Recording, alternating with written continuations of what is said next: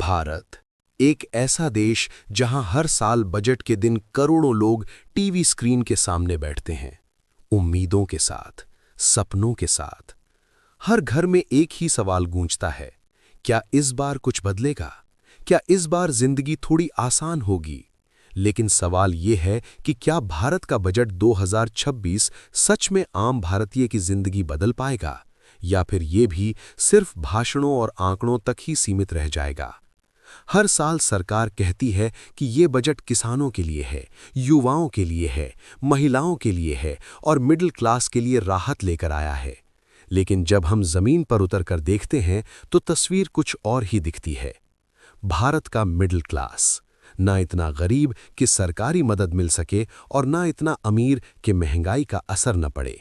घर का किराया, बच्चों की पढ़ाई, अस्पताल का खर्च, पेट्रोल, गैस, बिजली का बिल और हर महीने की ईएमआई, सब का बोझ इसी वर्ग पर है। बजट 2026 में टैक्स को लेकर कुछ बदलाव जरूर किए गए, लेकिन जिस रफ्तार से महंगाई बढ़ रही है वो राहत बहुत जल्दी खत्म हो जाती है। ऐसे में सवाल उठता है, क्या मिडिल क्लास सिर्फ टैक्स देने वाली मशीन बनकर रह गया है? अब बात करते हैं उस भारत की जिसे देश का भविष्य कहा जाता है, यानी भारत का युवा।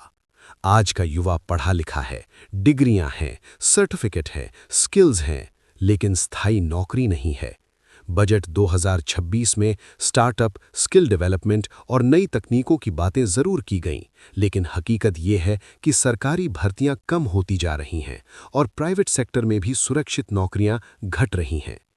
कॉन्ट्रैक्ट जॉब्स, कम सैलरी और अनिश्चित भविष्य, यही आज के युवा की सबसे बड़ी चिंता है।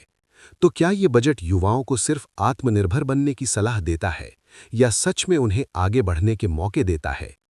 अब नजर डालते हैं भारत के उस वर्ग पर जिसकी मेहनत पर देश टिका हुआ है, भारत का किसान। बजट में योजनाओं की कोई कमी नहीं होती। एमएसपी, सब्सिडी और नई स्कीम्स की घोषणाएं हर साल होती हैं, लेकिन खेत में खड़ा किसान आज भी मौसम, कर्ज और बाजार की मार झेल रहा है। बीज महंगे हैं, खाद महंगी है, डीजल महंगा है, आय वहीं की वहीं है।